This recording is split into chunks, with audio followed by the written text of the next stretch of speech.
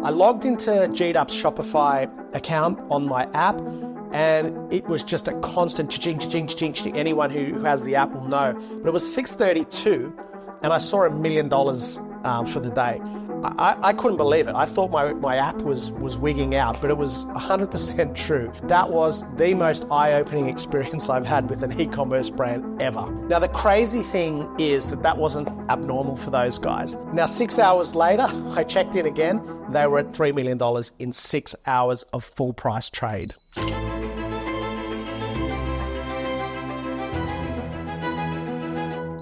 Welcome to episode 8 of the eHustle. I'm Paul Waddy. Today, I break down Geedup's $3 million day.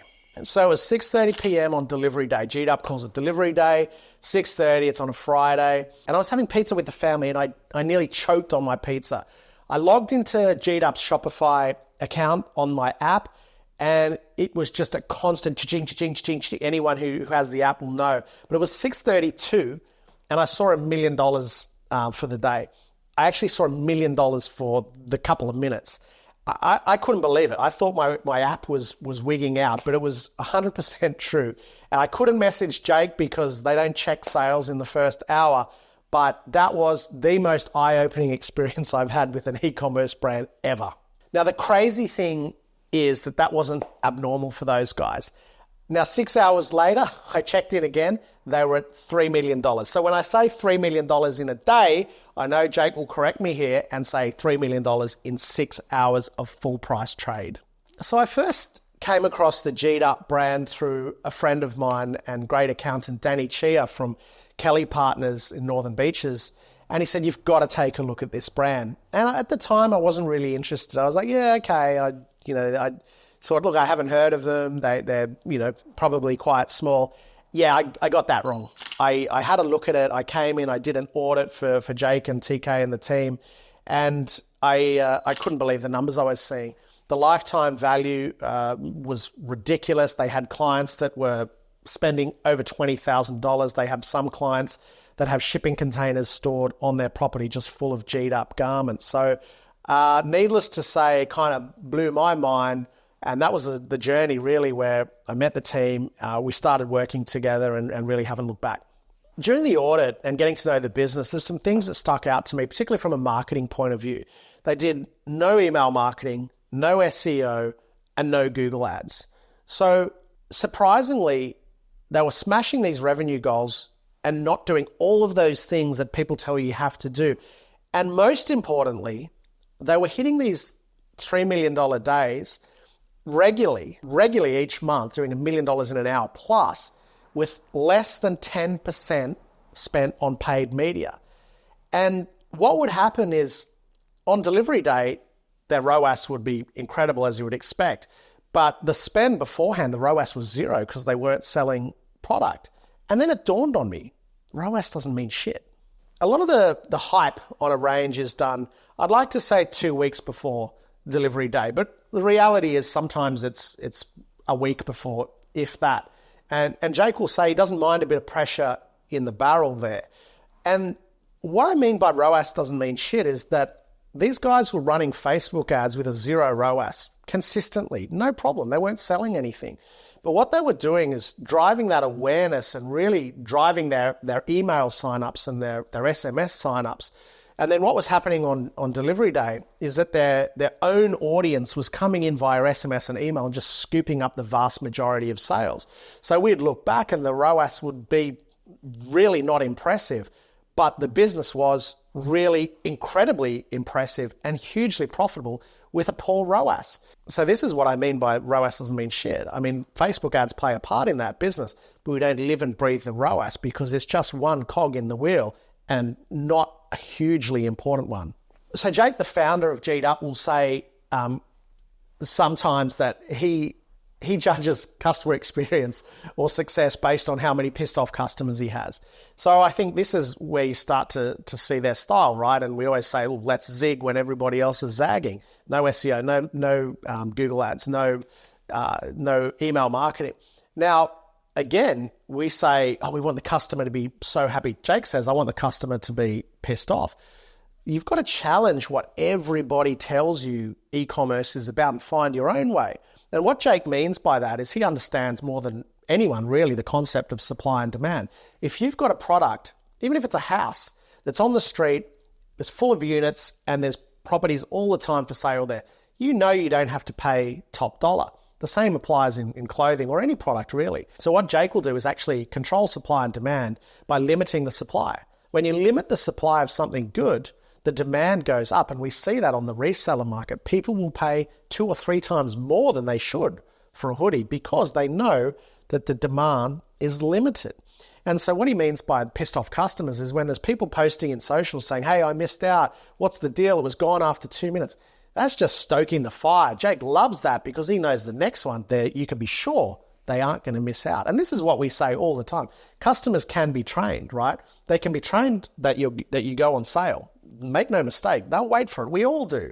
They can also be trained that this brand is red hot. They don't go on sale. And they can actually start to speed up their purchase frequency and move faster and spend more because they know it's valuable. So it's that concept of supply and demand. And one of the measures of that is pissed off customers. Geedup definitely limits their supply. And again, that's part of their strategy. We don't want the product everywhere. It needs to be limited, scarce, so that people feel like they're going to miss out. And that's why you see them regularly sold on the reseller market for $400, $500, because they're scarce. Could Geedup add another $5 million to their revenue by going deeper on product? Absolutely. But at what cost? What he's trying to build here is a billion-dollar empire eventually.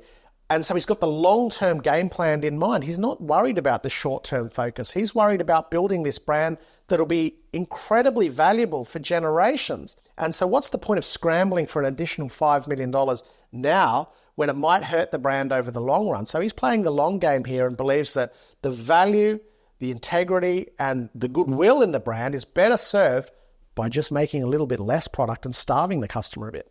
Well, the scarcity model impacts Geedup finances actually really well. Yes, they could definitely add more revenue by going a little bit deeper, but that's not part of the strategy. On the other side, it's one of the most cash positive businesses I've ever seen. Why? Because they sell all their inventory in a day. 90% of it's gone in a day. While these other brands are battling it out, trying to clear inventory over 6 months, these guys have got all their cash back and then some in a day with great margins and favorable payment terms. So essentially, it's cash positive from day one. They're never going into debt. They're not having to pay their suppliers up front and then pray to sell their goods. They get the stock in, sell it in a day, then pay the supplier. What an amazing game plan. So it just literally prints cash, this business, because they don't want to hold stock. Stock is the enemy. They just want it to go. And the other thing about when the stock goes, you don't need a lot of staff. They were doing these numbers with 4 full-time staff. No bulky storage costs, no ongoing pick and pack costs. Inventory in, inventory out. They turn inventory quicker than any other brand I know, and their bank balance will prove that. Yeah, Geedup's taught me a lot about business. It's really opened my eyes. I think one of the main things I've learned is the importance of cash over everything else. You know, let's even forget about profit for a second. It doesn't matter if you've got a really high profit, but your bank's always empty. So there's actually a skill to making money, to making cash, bringing those products in and moving them quickly. Quick distribution, doesn't matter what you sell, has always been the aim of the game. But a lot of retailers have just got stuck in this slow distribution, 4, 5, 6 months. Goods in, goods out. That's how you turn money really, really quickly. I think the other thing that I've learned is that, you know, you don't have to do what everybody else is doing. Yeah, SEO, email marketing, it's important for a lot of brands, but these guys found their way of doing things. They found a system that works for them. It's unconventional, but it works. And there's something to be said there, because if all you businesses out there are doing the same thing, working the same strategy, aren't we just competing against each other on Meta, on Google, in business? So we've got to find our own way, and as we always say, zig when other people zag. And Geedup have just found their own way to do business, and it's challenged my way of thinking, and it should challenge yours as well. So the Geedup marketing strategy is largely done pre-drop, and that really results in product being sold out in a day. So if we spend on paid media, 90% of the paid media budget perhaps is absorbed before the drop. So you're really hyping people up, but the website's actually locked before the drop. So again, we'll come back to this zero ROAS. That's why brands can't get stuck focusing on ROAS. Like, we really never talk about ROAS. It's really not a metric we look at. What we do instead is drive that brand awareness. We try and sign up people to the database. We don't give away a 10% discount for joining. We give them something really special for joining the database, which is to say, sign up now and you'll get an early access an hour before everybody else. And believe me, that's valuable. By the time it goes to general public, a lot of the stock is already gone. So a lot of brands can't do that because a lot of brands have a purchase consideration period of, say, 30, 60, 70 days. Geedup don't have that long purchase consideration period, and the customers know they've got to be quick. It could be a 7-day purchase consideration period. So we're showing the product, teasing it out on socials, then locking the site, unlocking it for VIPs just before the drop, and there's an absolute frenzy that occurs at the drop. There's no real point marketing after the drop because the product's gone. So again, it's really about that hype phase, just hyping up for a week before drop, sometimes longer, but usually about a week, sometimes less. Hyping it up, whipping people up into a frenzy, and then releasing so that it's gone in an hour. Look, there are parts of the Geedup strategy that other brands can absolutely learn from. We all can.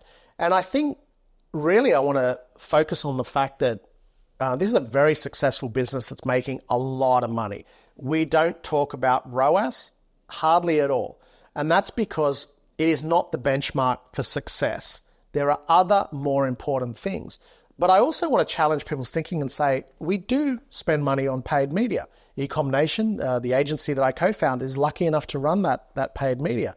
But we spend less than 10%, comfortably less than 10% of our monthly sales on Facebook ads. That's it. And so these brands out there that are dropping 20, 30, 40% on paid media, what are you doing wrong? There's something wrong there. If you're having to work that hard to throw product down people's throat, there's an issue there. And this is not just Geedup, but this is great brands out there that I see, that I work with, spending less than 10% on paid media. People will tell you that can't happen. 100% guarantee that it can. And it's just about who we're following, who we're looking up to. You should be looking up to brands like Geedup who are zigging when others zag. Again, I want people to find their own strategy, not what I say. Find their own strategy, find their own way that works. Try things. Don't be afraid of trying. But if we're all reading from the same manual, if we're all singing from the same hymn sheet, are we just competing against each other?